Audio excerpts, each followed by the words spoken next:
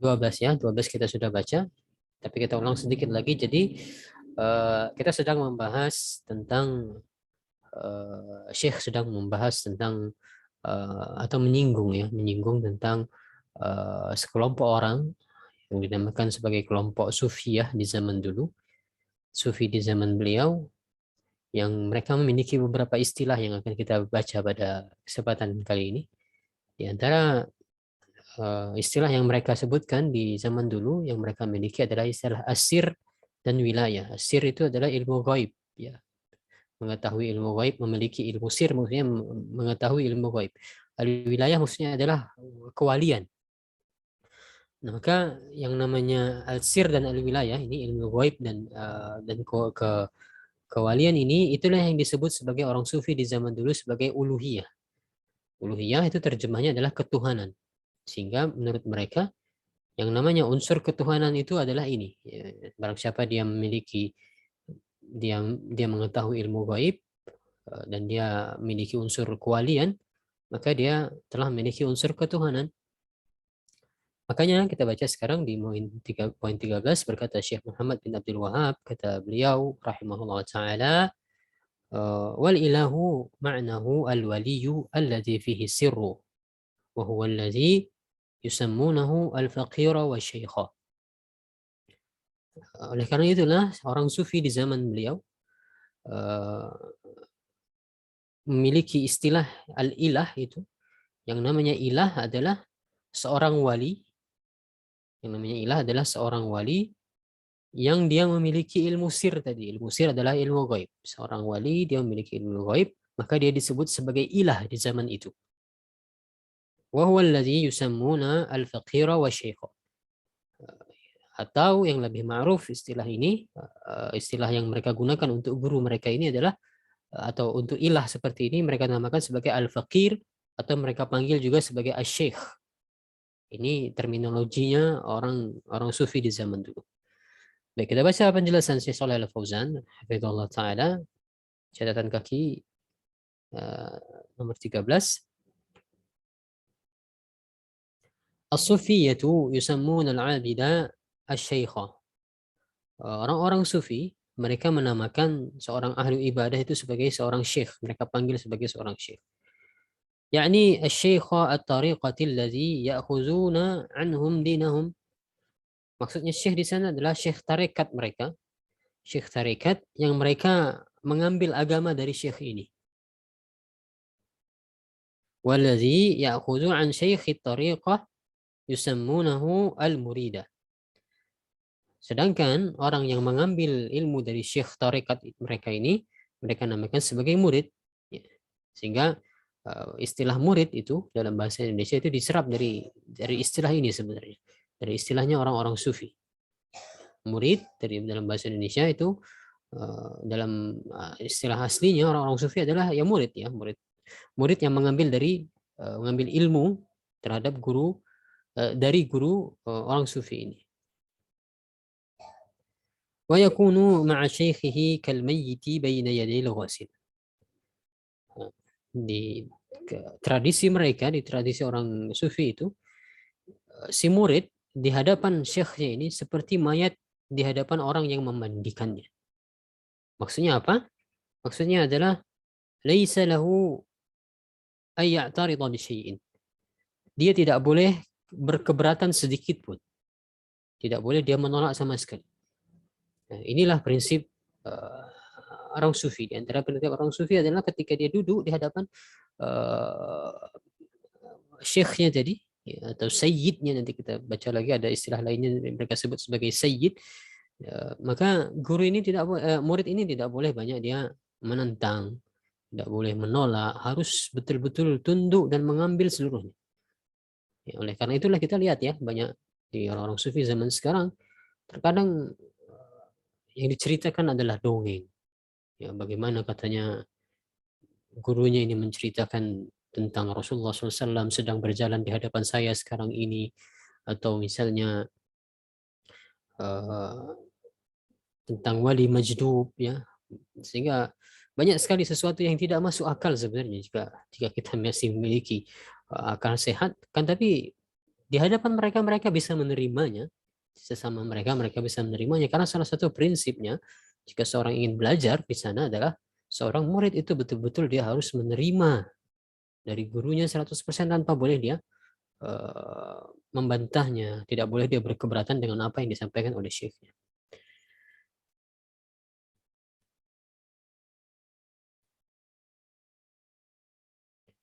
Kemudian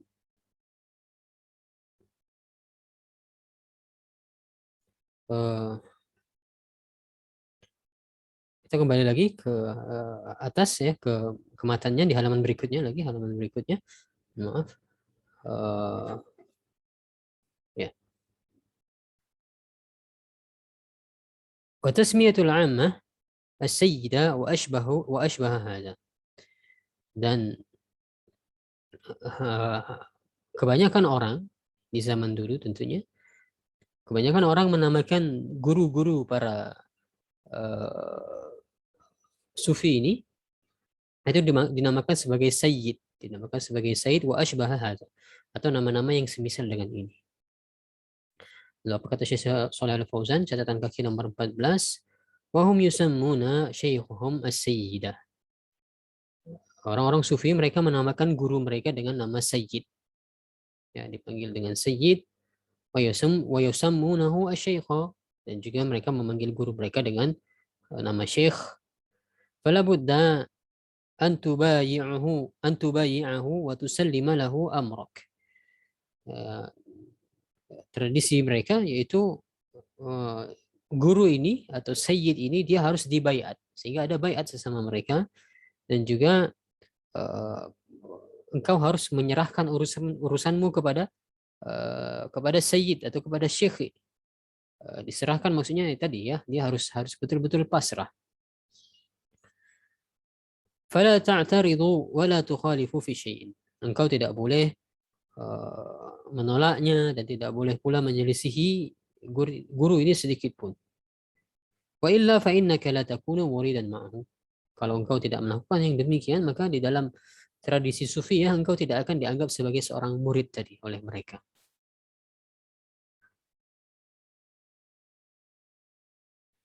Kemudian wazalika, kembali lagi ke atas, wazalika annahum yazunnuna anna Allah ja'ala li khawasil khalqi indahu manzilatan yarda an yaltaji'a al-insanu ilaihim.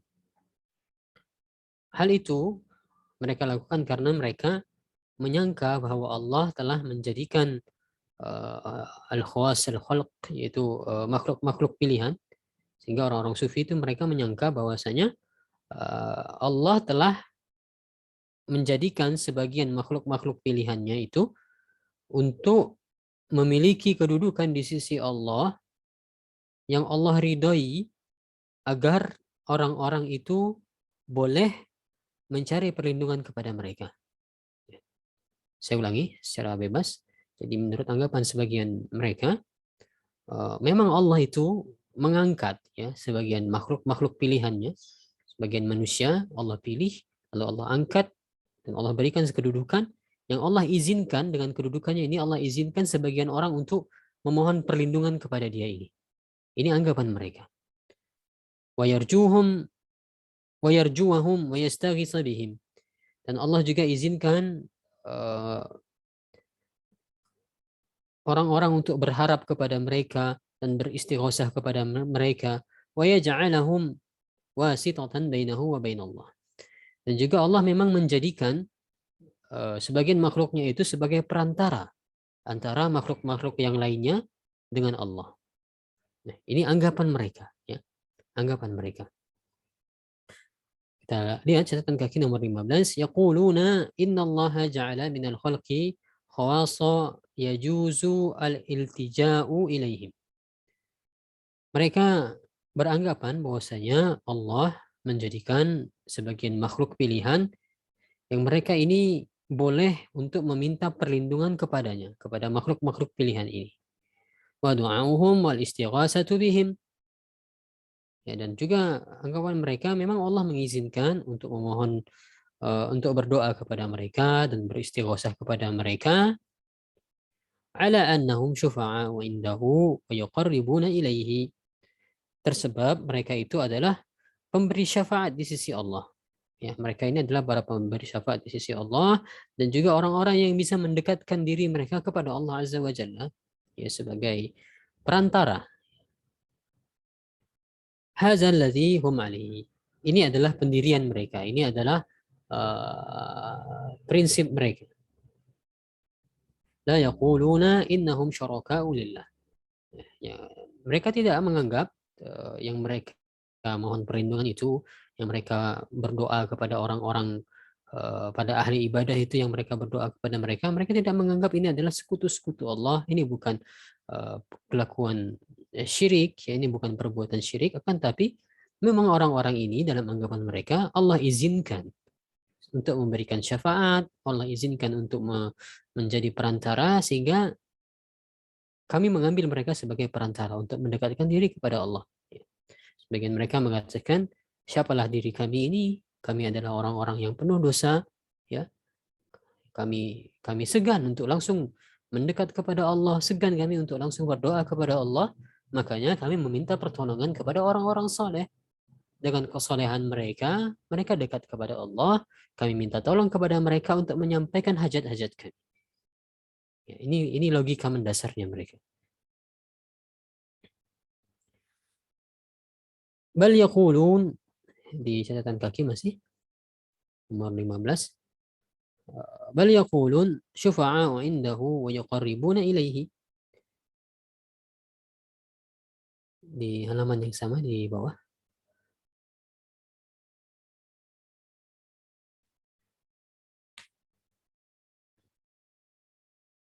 Baik. Ya, bal yaqulun bahkan yang mereka katakan adalah syufa'a'u indahu wa yuqarribuna ilaihi. Yang mereka sembah itu atau makhluk-makhluk itu adalah pemberi syafaat di sisi Allah dan juga orang-orang yang bisa mendekatkan diri mereka kepada Allah.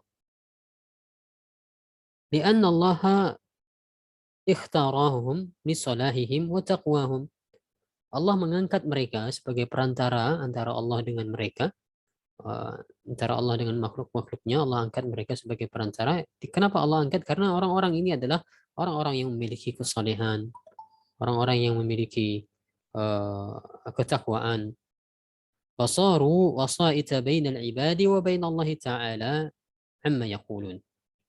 Maka jadilah orang-orang ini sebagai wasait, sebagai wasitah, yaitu sebagai perantara. Jadilah dia sebagai perantara antara para hamba-hamba Allah dan juga antara Allah Ta'ala sebagaimana yang mereka anggap.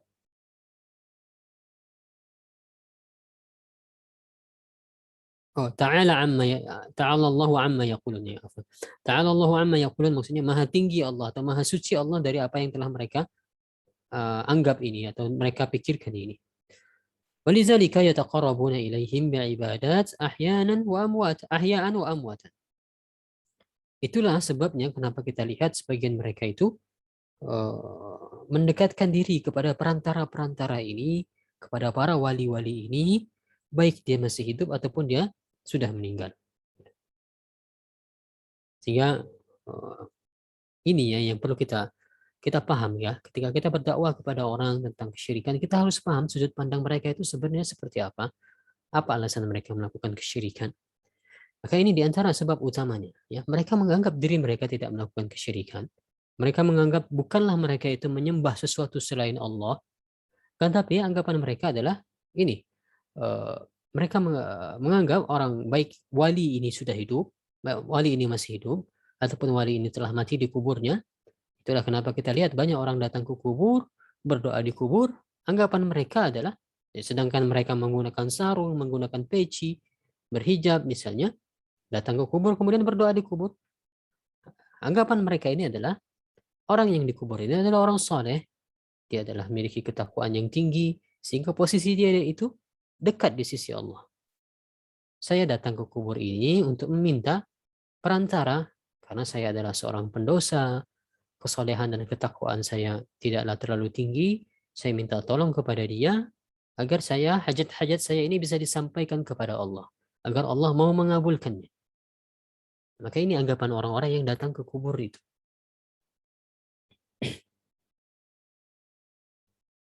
Wa yaqulun, dan mereka beranggapan, innal mutaqarriba ilaihim mislul mutaqarribi ila Allah.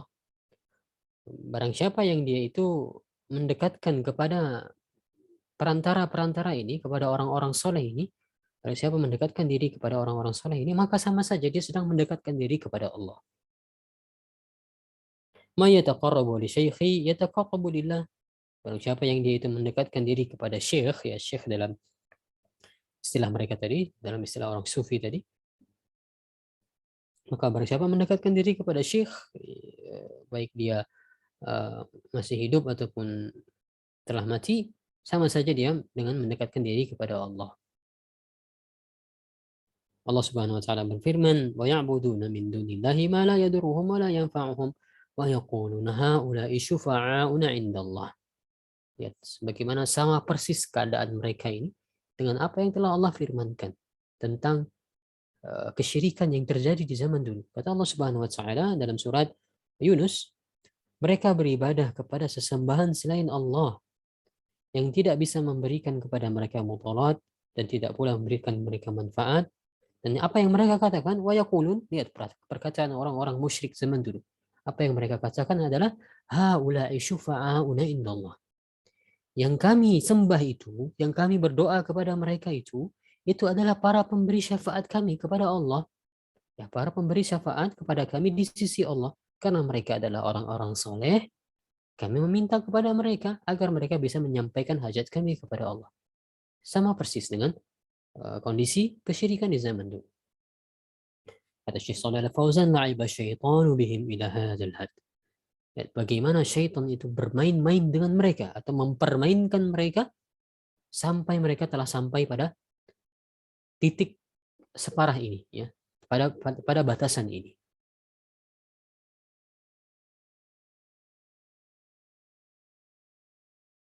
Baik, kita kembali lagi sekarang ke matan.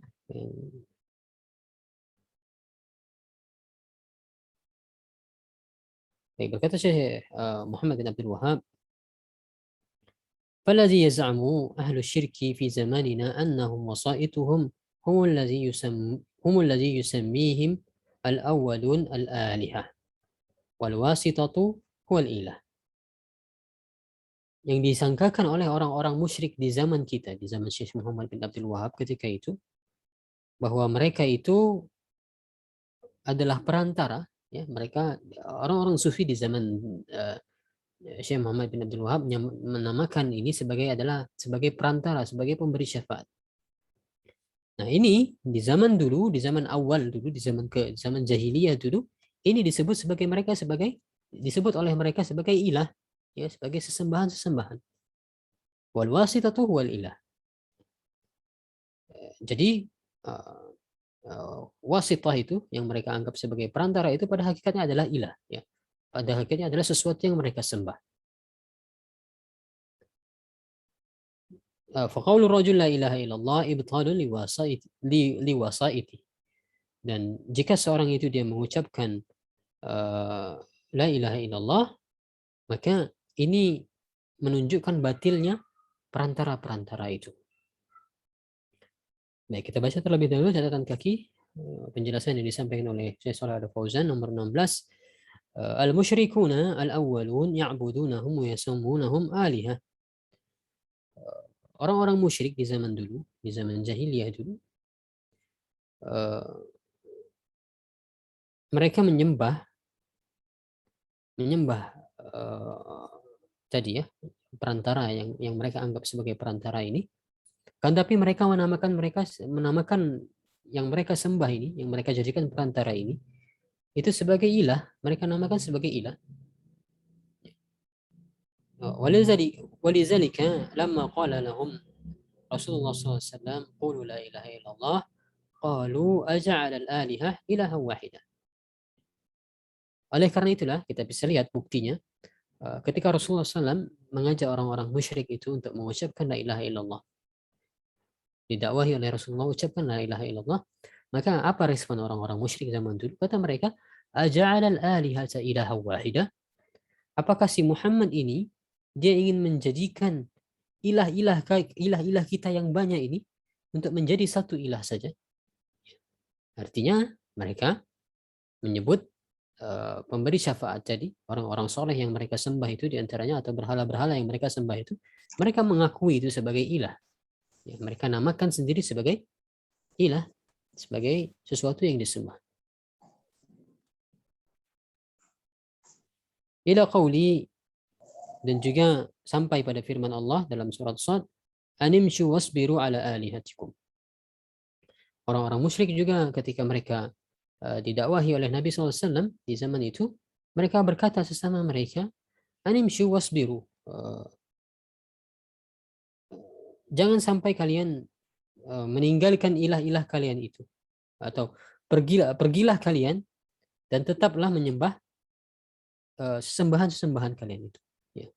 Yang menjadi poinnya adalah alihatikum di sana. Mereka mengakui ini itu, meskipun mereka keyakinan mereka yang mereka sembah itu adalah perantara, pemberi syafaat yang bisa mengantarkan mereka kepada Allah, tapi tetap mereka menyebutkannya itu sebagai sesembahan, alihah, sebagai alihah. Semua alihah, ya, mereka menamakannya sebagai alihah. Dan juga Allah Subhanahu wa taala berfirman, "Wa qalu la tazarunna alihatakum wa la tazarunna wadda wa la suwa'a wa la yaghusa wa ya'uqa wa nasra." Dalam surat Nuh, mereka berkata, orang-orang musyrik di zaman Nuh berkata, jangan sampai kalian meninggalkan ilah-ilah kalian ini. Jangan sampai kalian meninggalkan ilah-ilah kalian ini. Jangan sampai kalian meninggalkan Wadda, Suwa, Yaus, Ya'uq, dan Nasr. Jangan sampai kalian meninggalkan nama-nama ini. Terus sembahan-sembahan ini. Ya, dalam surat Nuh. Dan nama-nama itu, Wadda, Suwa, dan seterusnya itu adalah nama orang-orang saleh terdahulu yang akhirnya dijadikan sesembahan oleh kaum Nuh. Tapi yang menjadi poinnya di sini adalah lihat bagaimana mereka mengakui yang mereka sembah ini itu sebagai ilah, namanya adalah ilah mereka namakan.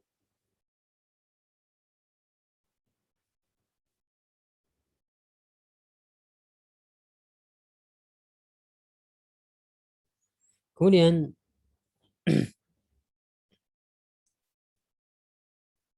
al-awwalun sammuhum alihah. Orang-orang musyrik di zaman dulu, di generasi awal dulu, mereka menyebutnya sebagai alihah, sebagai ilah-ilah, sebagai sesembahan-sesembahan. Wal mutaakhirun allazina yad'un al-islam sammauhum wasaita wa syufa'a faqat. Sementara orang-orang belakangan, orang-orang musyrik belakangan, yang mereka itu mengaku diri mereka sebagai seorang Islam, mereka menamakannya dengan wasait, sebagai pemberi perantara antara dia dan antara Allah, atau sebagai pemberi syafaat saja. Yang kami sembah itu adalah, yang kami berdoa kepadanya itu adalah pemberi syafaat antara kami dan antara Allah. Walam yusammuhum alihah, mereka tidak mau menyebut itu sebagai ilah, ya, tidak mau menyebut mereka itu sebagai sesembahan. Wal ma'na wahidun wa in ikhtalafa al-lafdhu. Pada hakikatnya maknanya itu sama sebenarnya. Ya. Apa yang mereka lakukan dalam artian yang dilakukan oleh orang-orang musyrik di zaman ini dengan orang-orang musyrik di zaman dulu itu sama pada hakikatnya. Apa tadi esensinya adalah, esensinya tadi, ya, mereka menganggap ini itu adalah pemberi syafaat, kata mereka. Pemberi syafaat, kami berdoa kepada mereka, kami menyembelih untuk mereka agar bisa mengantarkan kami kepada Allah. لأن العبرة بالحقائق وليست العبرة بالألفاظ والمصطلحات. Ini prinsip, ya. Al-ibrah bil haqaiq wala bil musammayat. Prinsipnya adalah yang menjadi poin pelajaran ataupun yang menjadi pelajaran itu adalah hakikat dari sesuatu. Bukanlah yang menjadi pelajaran itu adalah istilah-istilah atau nama-nama yang tersebar. Tidak peduli mereka menyamakan ini sebagai wali kah, sebagai pemberi syafaat kah. Yang kita lihat adalah hakikatnya. Hakikat yang mereka lakukan adalah sesuatu yang sama dengan para pelaku kesyirikan di zaman dulu. Dan juga ini ya tadi saya katakan prinsip yang perlu kita pegang agar kita tidak banyak tertipu di zaman ini, bahwasanya al-ibratu bil haqa'iq la bil musammayat. Yang menjadi pelajaran atau menjadi pembahasan itu adalah hakikat sesuatu, bukan namanya. Di zaman ini orang mengganti sesuatu yang diharamkan oleh Allah atau mengganti kemaksiatan-kemaksiatan dengan nama-nama yang terkesan indah. Ya. Sehingga banyak orang yang tertipu. Ini bukanlah sesuatu yang sama. Riba dinamakan dengan bunga. Sehingga banyak orang tertipu. Berbeda, bunga dengan riba itu berbeda. Khamar diganti dengan nama selain khamar. Zina diganti dengan nama selain zina, dengan nama-nama yang indah. Sehingga orang beranggapan ini yang dilakukan adalah sesuatu yang berbeda. Sehingga kita katakan prinsipnya adalah al-ibratu bil haqa'iq. Yang menjadi poin itu, yang menjadi pembahasan itu adalah hakikatnya. Kalau hakikatnya sama, maka hukumnya sama. Bukan yang menjadi pelajaran itu atau yang menjadi poin itu adalah istilahnya atau namanya. Nama bisa jadi dia berubah dari zaman ke zaman.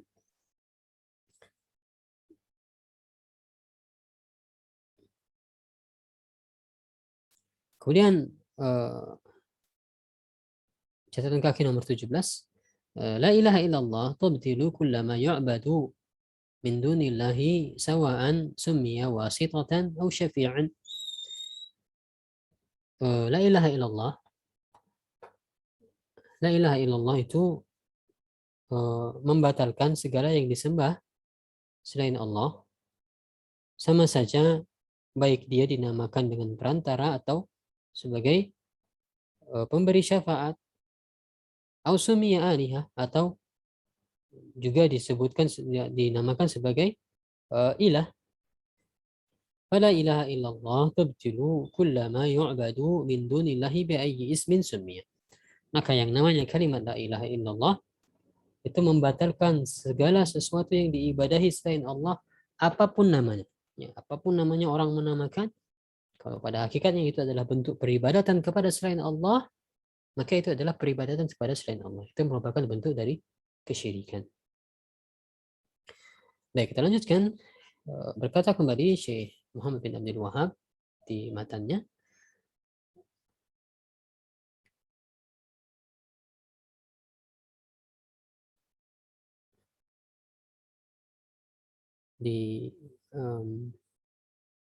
kembali ke atas lagi.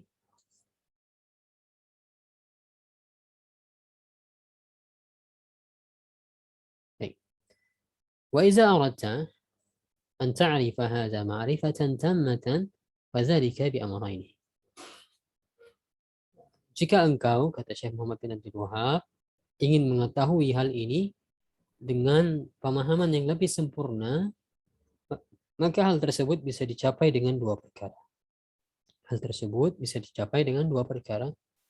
Apa itu? Al-awwalu, yang pertama, an ta'rifa anna al-kuffar allazi qatalahum Rasulullah sallallahu alaihi wasallam wa qatalahum wa abaha amwalahum wa istahalla nisa'ahum kanu muqirruna lillahi subhanahu bitauhidir rububiyah. Kita mengulang lagi pelajarannya. Kata Syekh Muhammad bin Abdul Wahab, prinsip yang pertama agar kita lebih paham dalam pembahasan ini, yaitu engkau harus mengetahui bahwasanya orang-orang kafir yang dulu Rasulullah SAW memerangi mereka, ya, dan beliau bunuh dan beliau halalkan harta-harta mereka dan beliau halalkan wanita-wanita mereka. Mereka itu adalah orang-orang yang muqirruna lillahi subhanahu wa ta'ala bi tauhidir rububiyah. Orang-orang yang mengakui tauhid rububiyah pada diri Allah, ya, pada Allah. Mereka mengakui kerububiyahan Allah. Apa maksudnya kerububiyahan Allah? Wa huwa annahu la yakhluqu wa la yarzuqu wa la yuhyi wa la yubitu wa la yudabbiru al-umura illa Allah wahdah. Orang-orang musyrik yang Rasulullah SAW perangi itu, mereka mengakui dan mereka menetapkan bahwasanya Tidak ada yang menciptakan, tidak ada yang memberikan rezeki, tidak ada yang menghidupkan, tidak ada yang mematikan, dan tidak ada pula yang mengatur segala urusan kecuali Allah semata saja. Ya, kecuali Allah semata saja. Apa dalilnya? Kama qala ta'ala, sebagaimana Allah Subhanahu wa taala firmankan dalam surat Yunus di halaman berikutnya.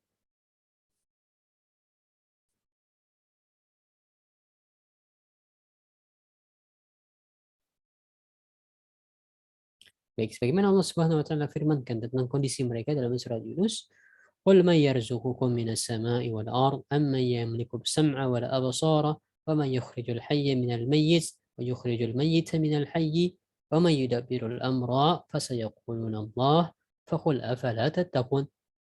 Kata Allah Subhanahu wa taala, katakanlah kepada mereka, katakanlah kepada orang-orang musyrik itu, siapakah yang memberikan rezeki kepada kalian dari langit dan bumi? Siapakah yang menguasai pendengaran dan penglihatan? Siapakah yang mengeluarkan yang hidup dari yang mati dan mengeluarkan yang mati dari yang hidup? Dan siapa yang mengatur segala urusan? Niscaya mereka akan menjawab Allah. Lihat bagaimana orang-orang musyrik di zaman dulu mereka menetapkan dan mereka mengetahui jawabannya. Siapa yang menghidupkan, siapa yang memberikan rezeki dan seterusnya tadi, unsur-unsur rububiyah tadi, mereka akan menjawab Allah yang melakukan itu mereka. Itu semua. Lalu kata Allah, afala tattaqun. Lalu bagaimana? Kenapa engkau tidak bertakwa? Baik, kita lihat penjelasannya di catatan kaki nomor 18. عباد القبور الآن يقولون ما دام أنه اعترف أن الله الخالق الرازق المحيي المميت المنبر فإنه مسلم. Orang-orang penyembah kubur, ubadul kubur, para penyembah kubur di zaman ini, di zaman kita berarti ya, Syekh Muhammad yang mengatakan adalah Syekh Shalih Al-Fauzan, para penyembah kubur di zaman ini, selama seseorang itu dia mengakui bahwasanya Allah adalah pencipta, Allah adalah yang memberikan rezeki, Allah adalah yang menghidupkan dan mematikan dan mengatur segala urusan, berarti itu sudah cukup untuk menggolongkan dia sebagai seorang muslim. Ini anggapan para penyembah kubur di zaman ini. Izan ma makna la ilaha illallah. Jika demikian, jika cukup demikian prinsipnya, apa makna dari la ilaha illallah? Apa konsekuensi dari la ilaha illallah? Laisa laha ma'nan indahum. Tidak ada makna dari la ilaha illallah di sisi mereka. Tidak ada esensinya. Lianna al-musyrikina yaquluna hadza allazi yaqulu haula. Kenapa tidak ada esensinya? Karena orang-orang musyrik di zaman dulu, ya, mereka mengatakan sebagaimana yang mereka katakan itu, bahwasanya tadi Allah lah yang menghidupkan, Allah yang mematikan, Allah yang memberi rezeki, Allah yang menciptakan, Allah yang mengatur segala urusan. Orang-orang musyrik dulu mengakui hal tersebut. Lalu apa esensi dari la ilaha illallah? Kenapa Rasulullah rela berperang memerangi mereka, rela berdakwah kepada mereka sampai berdarah-darah untuk mendakwakan la ilaha illallah, padahal mereka sudah mengakui tentang rububiyah tadi.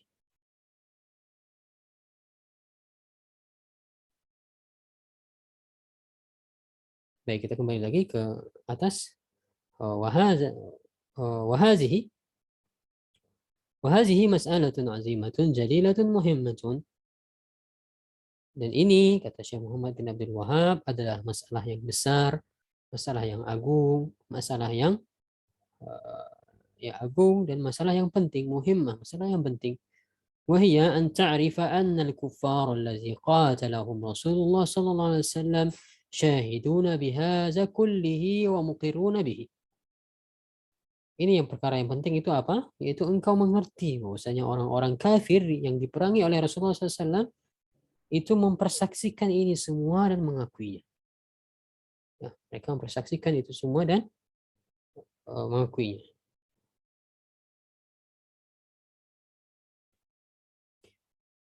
Masih di matanya di atas.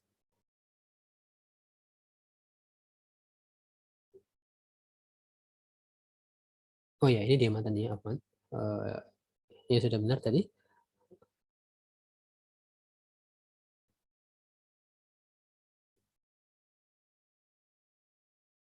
ومع هذا لم يدخلهم ذلك في الإسلام. Namun bersamaan dengan sikap mereka ini, meskipun mereka menetapkan tadi unsur rububiyah, tidak kemudian masukkan mereka ke dalam agama Islam.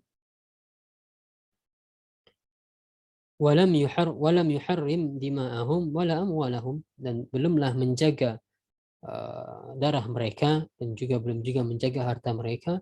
Wa kanu aidan yatasaddaquna wa yahujjuna wa ya'tamiruna wa yata'abbaduna wa yatrukuna asya'a min al-muharramati khaufan min Allah azza wa jalla. Dan juga yang luar biasanya lagi, di satu sisi mereka mengakui unsur rububiyah Allah, dan juga pada sebagian mereka ada dari mereka yang mereka itu bersedekah, mereka berhaji, mereka berumrah, dan mereka beribadah, dan mereka meninggalkan hal-hal yang diharamkan karena takut kepada Allah Azza wa Jalla. Di catatan kaki nomor 19, kata Syekh Shalih Al-Fauzan, hiya mas'alatun azimatun wa muhammatun jiddan. Ya, betul, masalah ini adalah masalah yang agung dan sangat penting sekali. Wa qalla man ya'tani biha, dan betapa sedikitnya orang-orang yang mau perhatian dengan hal ini. Li'anna haula'i yaqulun man aqarra bi tauhid rububiyyah sara musliman. Karena orang-orang itu mereka memiliki prinsip, barang siapa yang dia menetapkan tauhid rububiyah, maka itulah dia seorang muslim. Yang menetapkan tauhid rububiyah dialah seorang muslim.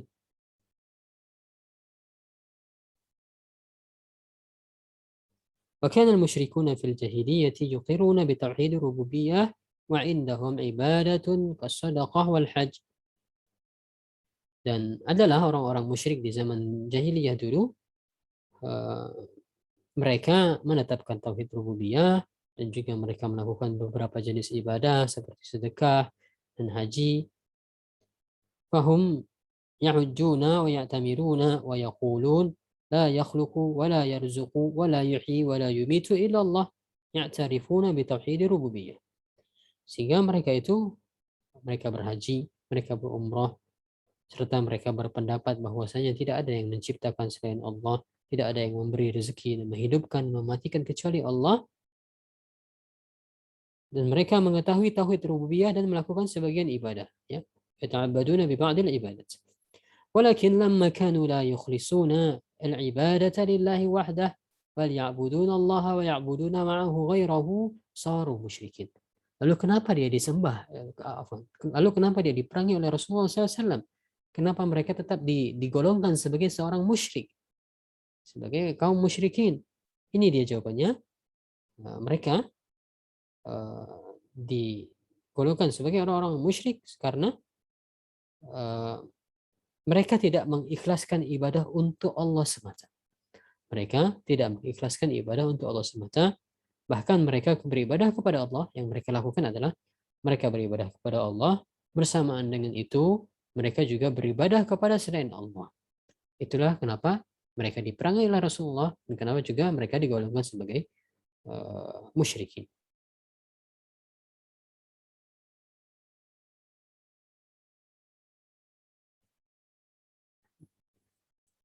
Baik, saya kira kita cukupkan demikian di perkara yang pertama. Perkara yang kedua, insya Allah kita akan lanjutkan di pertemuan berikutnya. Tadi kata Syekh Muhammad bin Abdul Wahab, agar engkau lebih paham dalam masalah ini, maka pahamilah dua hal atau pahamilah dua perkara. Dari perkara yang pertama sudah kita baca sampai selesai, maka insya Allah perkara yang kedua akan kita lanjutkan pada pertemuan berikutnya. Baik, demikian yang kita bahas. Wallahu ta'ala alam. Seperti biasanya, jika ada pertanyaan, maka silahkan dituliskan di kolom komentar. Jika bisa saya jawab, maka insya Allah saya jawab. Jika tidak bisa saya jawab, maka silahkan tanyakan kepada ustadz lainnya yang lebih mengetahui jawabannya, atau saya cari tahu terlebih dahulu, nanti saya sampaikan jawabannya di pertemuan berikutnya. Silakan jika ada yang ingin bertanya.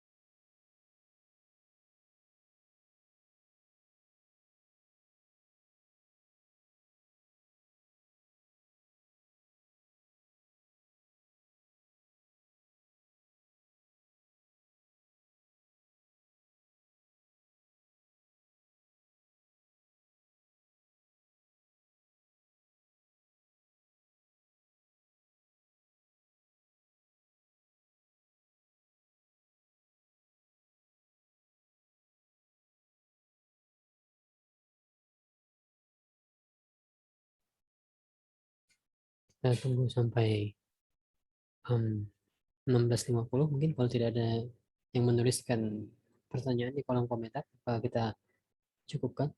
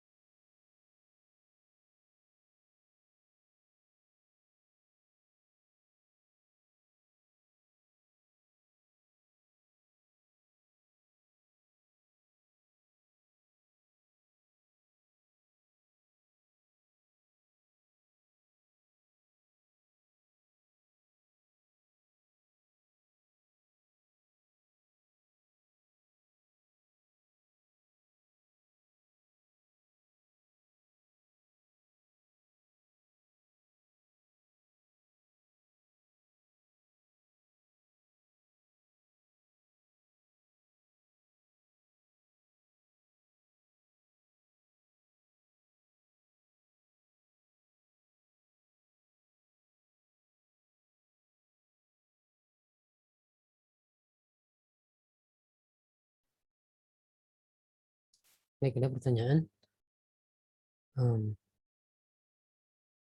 Assalamualaikum. Waalaikumsalam warahmatullahi wabarakatuh. Izin bertanya, ketika ayah saya wafat, beliau tidak sempat mengucapkan kalimat la ilaha illallah. Bagaimana sikap saya sebagai anaknya? Amalan apa yang bisa membuat ayah saya atau amalan apa yang bisa saya lakukan, mungkin maksudnya ya. Amalan apa yang bisa saya lakukan untuk ayah saya? Oh, walau alam, apakah maksudnya sepertinya yang dimaksudkan ini ya, em, ayahnya meninggal dalam keadaan non muslim ya. Jika yang dimaksud adalah ayahnya meninggal tidak dalam keadaan Islam sehingga tidak sempat mengucapkan la ilaha illallah, wallahu ta'ala alam, saya tidak tahu kalau ada amalan apa yang bisa dikerjakan lagi.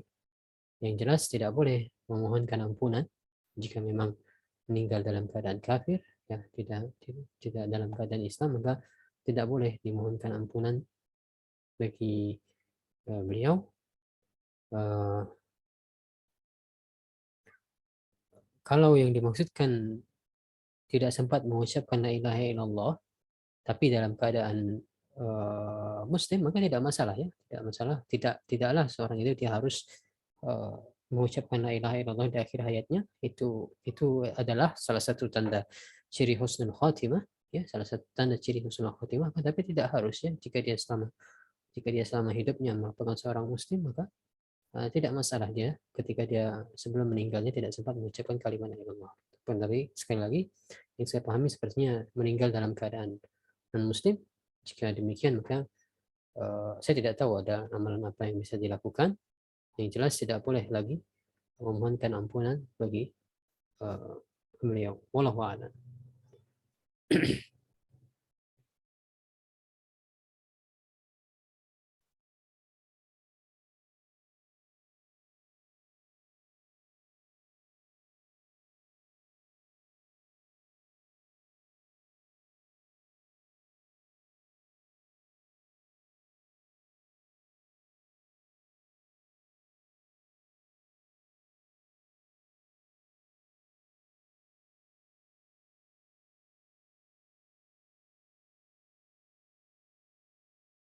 Baik, saya kira cukup. Demikian, tidak ada lagi sepertinya yang akan menuliskan pertanyaan. Eh, Demikian pembahasan kita pada sore hari ini. Em, Mudah-mudahan ada manfaatnya. Semoga Allah Subhanahu Wa Taala mengukuhkan kita di atas kalimat tauhid, menjadikan kita sebagai ahli tauhid, mematikan kita sebagai ahli tauhid. Jadi kurangnya saya mohon maaf. Wassalamualaikum warahmatullahi wabarakatuh. Subhanakallahumma bihamdika asyhadu an la ilaha illa anta astaghfiruka wa atubu ilaik. Assalamualaikum warahmatullahi wabarakatuh.